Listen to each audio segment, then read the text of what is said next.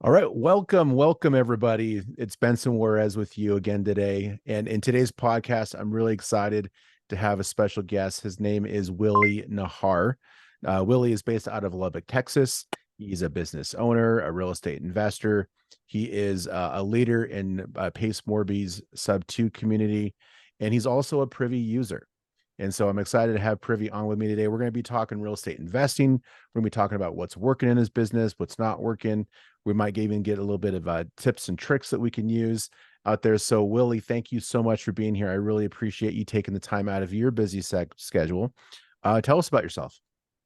It's an honor and a pleasure, my friend. Long story short, I've been in real estate since about 2018. Started wholesaling the old school way, driving for dollars and skip tracing through the county.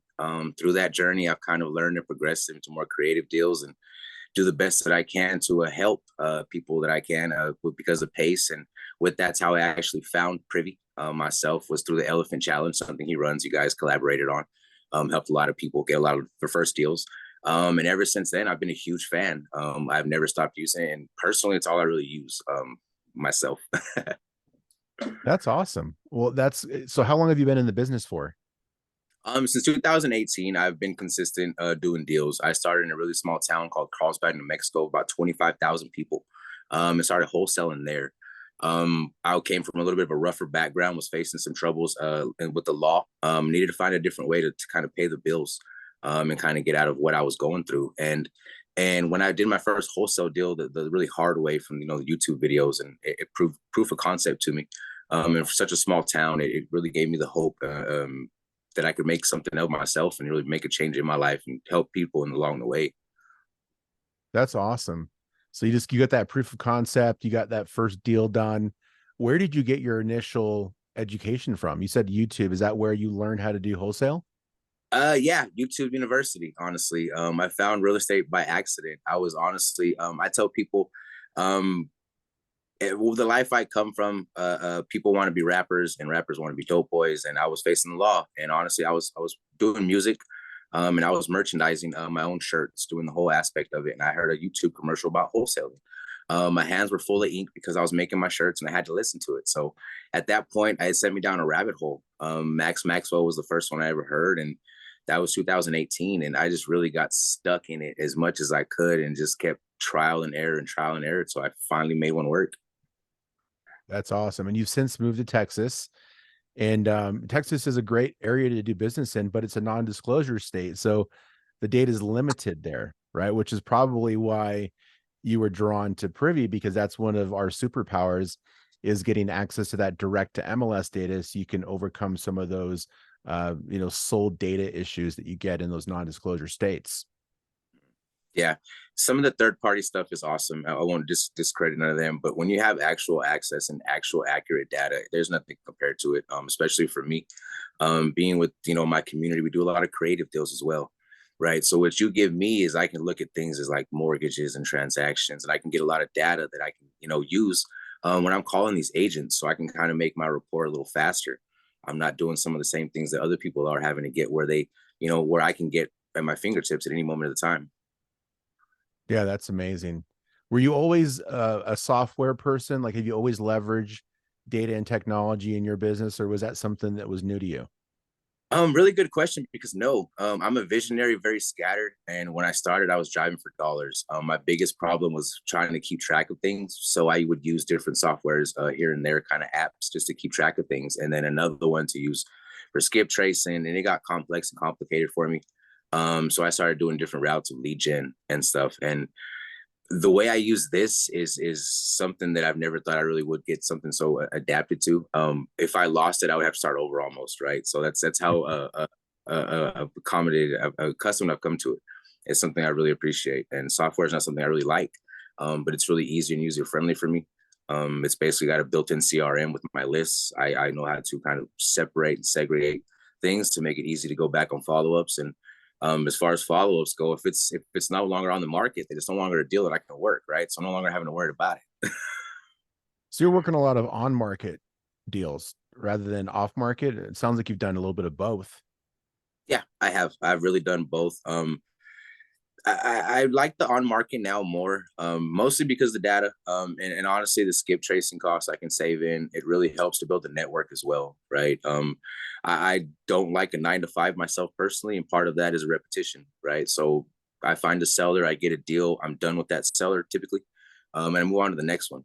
I mean, when I'm calling an agent, whether that initial deal or that call makes a deal, I can build a network. I can start to make relationships, and more deals come down the pipeline. So I'm having to even search less on Privy, but Privy's giving me that outlet in the network to have them come to me now. Yeah, that it is awesome. It's, with on market, it's way more predictable. It's more consistent. You don't have to spend any money on marketing. There are costs involved, right? Because privy costs, a little bit of money, but for what you get for the monthly cost or the annual fee that you pay, like it really is kind of a no-brainer. What is it about using Privy that you enjoy the most on a daily basis?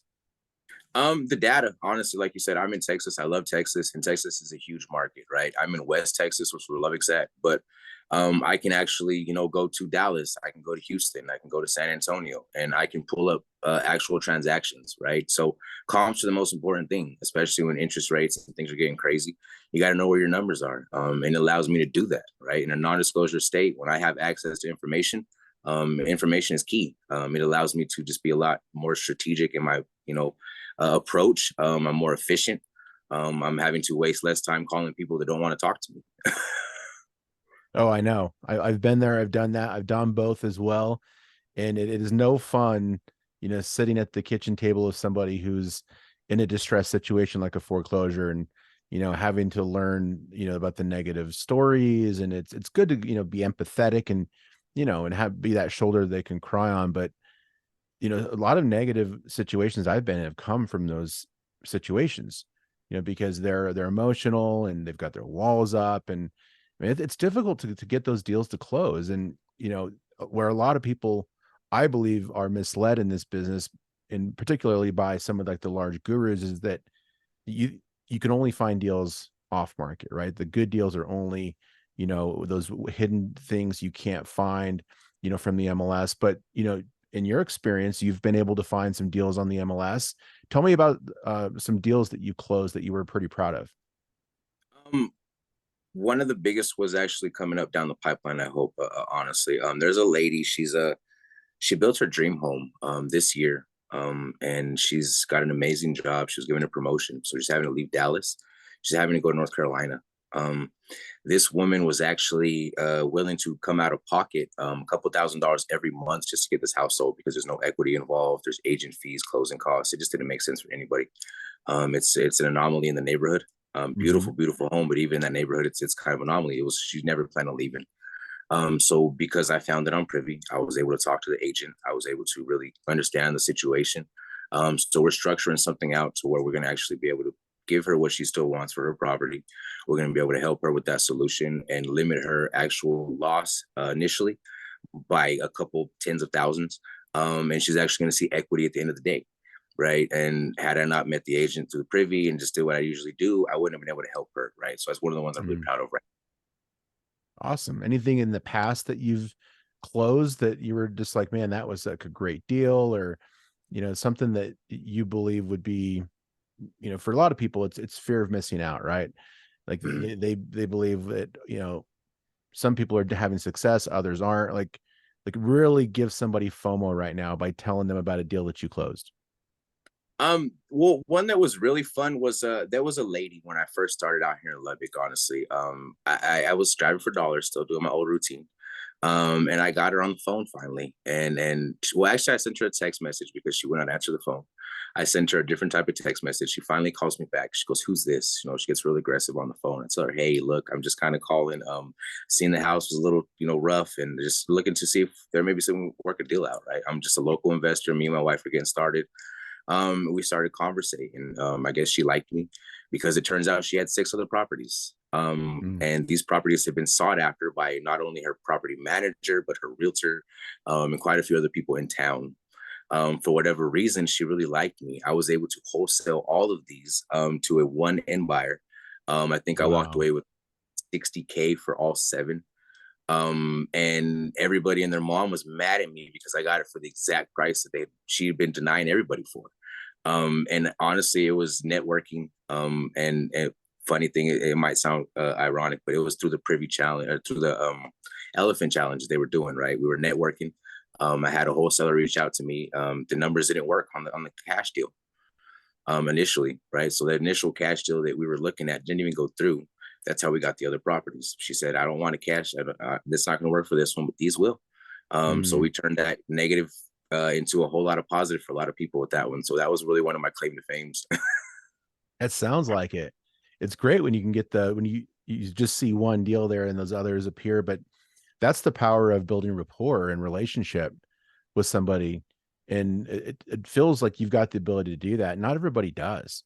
Right. And that's one of the tough parts about this business is a lot of people think that it's just transactional. And you can get through and you have some success if you're just doing transactions, but it's a people business, right? And people will see through that immediately. And if you had come across just like everybody else did in that initial conversation, then you never got those 7 deals. So congratulations. That's pretty cool. Thank you. That's awesome. It's a skill. Do you believe that skill is something that can be taught, or is it something that people just have in them or they don't? I think it can be taught, and I don't think it necessarily needs to be taught. I think everybody has a different approach, right? I mean, Elon Musk has a weird personality, for example. People love him to death, right? But he is himself. You know what I mean? And if he could conversate and make transactions, he wouldn't be doing what he's doing. I mean, just for example. So you don't have to be, Right. A TV star, radio star personality kind of person to do that. I think it's really just getting to the point of building a relationship, like you said, but an authentic one. Really talking to them and understanding where they're coming from more. And anybody can do that, right? Everybody has the ability to make friends. And I think relationships are not looked at as friendships as they should be in the real estate game. In a lot of ways, it's still more of a business thing. And like you said, they can feel that. So somebody who's not really comfortable negotiating hard no's, or not really comfortable with really being tough and a hard close or something like that, just needs to be honest and be themselves. To me, Yeah, like you hit right on the nose. Relationships are everything. it is. So that's one of the things that it sounds like you've mastered, or at least you're in the process of mastering in your business journey. What's another skill set that you think is going to be essential for your success and also for the success of others? What's another one that you think is just it is really important for you? That's a great question. Understanding who you are, right? One of the biggest things that I had to understand when I first started real estate was I was only learning from YouTube TV, right? And everybody's a guru and everybody wants this big claim to fame stuff. And it's the shiny parts of the real estate, right? But if you understand who you are, there's different ways to go about it, right? You can help people connect, you can help people underwrite, you can really just understand yourself and understand what you're good at. Focus on what you're good at. Really, self-awareness is probably the biggest thing that I see people can really transition from where they're at, where they're stuck, to where they really want to grow to. Yeah, I think that's a really important thing that you said. It makes you think about Pace's avatars, right? When you come into the Subto community, there's what is like 20 something different avatars, like all these Yeah, different yeah, things that you can do, and everybody brings something different to the table, right? So instead of trying to be something that you're not, really lean into who you are and what you do well, and then that still provides value, right? And there's still a way to make money. You don't have to be the best salesperson. You don't have to be the best, person who can, bring people together. You don't have to be the best leader, but maybe you're the best researcher, right? Or maybe you have the best bank account, right? yeah. Like there's all these things that you can bring to the table. Yes, yes. I mean, underwriting and things like that, understanding paperwork. Like me myself, I have mild dyslexia and things like that. I hate writing contracts. I hate reading contracts. Right. So TC is very valuable to me. Having Mhm. somebody that I can sit there and do it, but I would rather focus my attention on talking to people and doing deals. And those people might not like talking to people, but they'll sit there and read stacks and stack of paperwork all day. I will pay for that kind of thing, and many people will. You can find a home in Yeah. real estate. Oh yeah. So how many avatars are there? It's like 28 or something. I think it's up to like 17, honestly. It Oh, started with like 17. yeah, Okay. it was smaller visionary integrator, closer, and then there's helpers now. There's straight private money. There's gators. There's different types of gators. Like so, it's really growing. Well, the group's growing, right? Tell me about the Subto community. Tell me about what you like about it. Tell me about, what drew you to it and what keeps you there. Um, that drew me to it is probably the biggest thing. Like I said, I came from a rough life, and I earned everything, and I had trust issues with a lot of things. And I see a lot of shiny object syndrome on YouTube, and I was like, I can figure that out myself. And I was okay with mentorships, but it was something I needed personally. I never expected myself to buy into a community like that, which it really is. And the reason I did, honestly, because me and my girl was going through some medical stuff. She was ready for a transplant, honestly, and real estate was Mhm. helping me to pay the bills. Like I mentioned, I had a little bit of I was facing some law stuff. I had a lot going on, and wholesaling was how I was able to, stay afloat, take care of her, pay the bills and things like that. And I actually messaged Pace on Instagram right when he first started his community about 3 years ago. I was already a huge fan, and to me, it was almost like it was a celebrity. I never expected somebody like that to take the time, without me being able to provide anything. I basically told him thank you and I appreciate what he was doing because I was working with some of his students, and he responded to me. And he had a small conversation with me, and honestly, it made me realize that he was a different type of person. That he was a real giver, and that he actually cared about the people he was working with. So I set a goal to join that community, and it was one of the best decisions I ever made personally. Honestly, not just for the tools and the lessons, but the friends, Yeah. and the that I've gained is unmatched to anything I've ever had, especially from coming from what I came from with no family or no friends that I could ever trust. I feel like I found a home. Oh yeah. Yeah, I could see coming out of that rough background, you would have some trust issues. How did that play out when you first started? And did you really were you scrutinizing everybody? Does this person want to take from me, or do they really want to help? Like, how was that journey? Honestly, I think it was more the reverse. I had a lot of imposter syndrome, right? I knew how to Mm, talk, and I was running the streets, and I was doing a lot of things of that nature. And honestly, as crazy as it sounds, what I was doing is basically the same thing I'm doing now. It was just a different strat, a different world. And it took me a long time to realize that. I felt like I didn't belong because of what I came from, how I dressed, or how I talked in a lot of aspects. My tattoos or things of that nature. So it was almost kind of hard for me to learn in the beginning because I was more focused on my impression on the people that were trying to teach me. mm, I think it was not them so much scrutinizing me. It was me scrutinizing myself and not really letting myself accept help, right. and accept I was dealing with better people, and that I deserve to be in this type of world. Yeah. What did it take for you to finally accept that you were worthy of being part of that community? Like, was there like a moment, or what, or did it just happen over time? It was a kind of a combination of both because I've been in the community about 18 months now. I've been working with some of the students for probably about 2 years, maybe a little longer. And I joined, and everybody feels like a newbie. Everybody feels like, everybody wants to be a leader. And these leaders in the group are put on this pedestal, and they deserve to be, right? Because they're doing amazing things. They're helping so many people. And it became me just kind of talking to people, and more of them reaching out to me and telling me how much I helped and how much I needed to advance what I was doing and reach out to more people. That I started to realize that I really was becoming who I believed I was. So at that point it was kind of a combination. It took a long time for me to get there, but it's kind of a steamroll thing. It was 1 or 2 calls a week, and it was 15 a day. And I Right. was like, well, wow. I looked around. I was like, well, we're really doing this now, aren't we? That's awesome. That's one of the greatest parts about that community is how Pace has set it up with leaders and leveling people up by how they show up, right? And the givers get promoted almost, and then there's more benefit, and then he allows people to promote their own stuff, I think, right? Like if you had like your own program, or if you've got something else that you're working on, that you can have an audience, right? And I think that's one of the benefits there. But no, I can't say enough about the way that he's built his community, and like how Jamil has built astro flipping in that community. Um, there needs to be more of that out there. What from being on the inside looking out, what is it about that community you think is the most valuable thing that people should be looking for?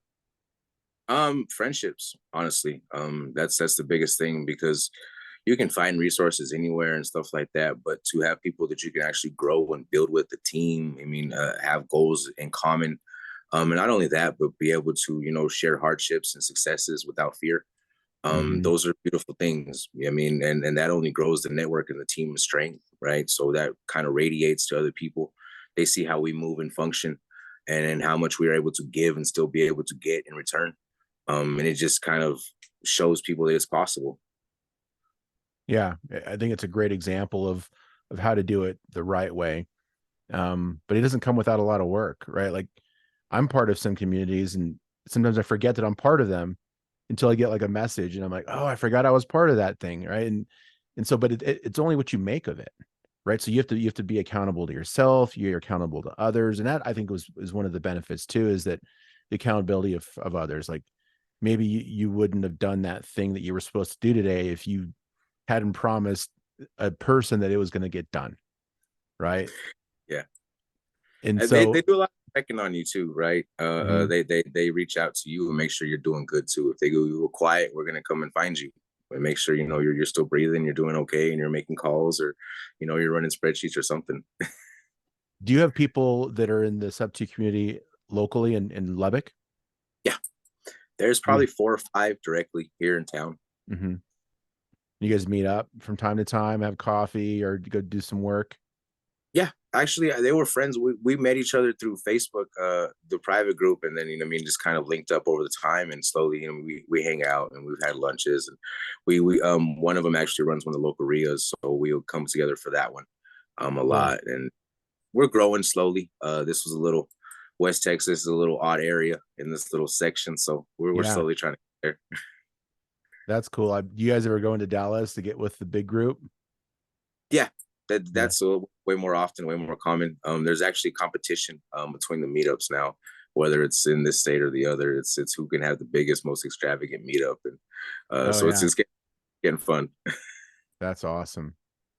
So what's next for you, Willie? Like where do you see you growing to as an investor, as a leader in the Subto community, or and as a man? Like what's next for you? Honestly, I want to expand team and expand knowledge, right? Like I said, coming from what I came from, I've understand that there's a lot more people that feel like I do, and that have the ability to do what I'm doing, and probably greater. And if I can kind of show them that, by example, and just really from my actions alone, it's going to be something beneficial to me, right? So that's why I've really fell in love with this strategy that I've kind of found a niche in for direct to agent. Through Privy, honestly, it's given me the outlet for that, because not only can I focus on my own market. Let's say I have somebody in St. Louis who's familiar with their neighborhood, doesn't know anything about anywhere else, but because of Privy, we can come together and I can teach them how to use it, how to function on it. I can walk them through the legalities of paperwork if I need to, so I can expand and show different people all over the country, right? And that's only going to build my network, right? So the more I can do that, the more I can grow visibility. That's really the goal as of right now. I feel like I shouldn't be alive. Not that I feel like I know I should be, but like I feel like I'm blessed to be alive. That I made it a lot through a lot of stuff that a lot of people shouldn't have, right? So I'm on borrowed time like we all are, and I'm just blessed to be here. And I just want to keep pushing that as of right now, my friend. That's awesome.